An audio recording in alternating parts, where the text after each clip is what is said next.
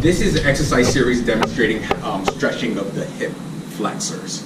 And so again, the quads are hip flexors also, but we're really focusing on stretching the front of the hip. First, we're starting kneeling. So the knee that's down will be the hip flexor that we're stretching, and all you're going to do is simply roll your pelvis forward, and just by doing that, you have achieved a hip flexor stretch. It should be pretty intense here. Now, some of my hypermobile people or people that aren't really facilitating the exercise correctly will lean forward into that stretch. And what happens there is that you start getting more from the low back.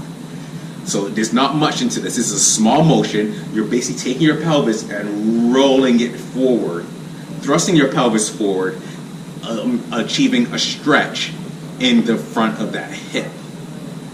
You hold that again for about 45 seconds to a minute, and again, after you're nicely warmed up, I love to do some of these stretches. So this is the kneeling hip flexor stretch.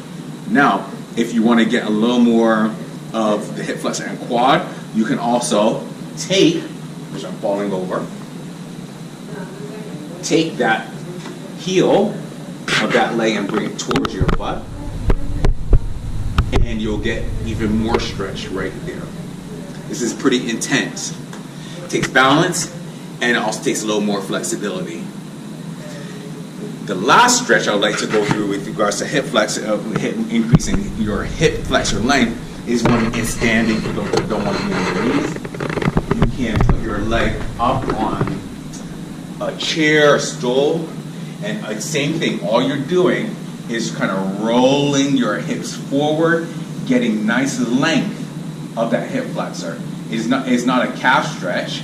Some people might say they feel their calf, but if you isolate that hip by locking it out, by rotating it forward, you will achieve that stretch in that hip flexor.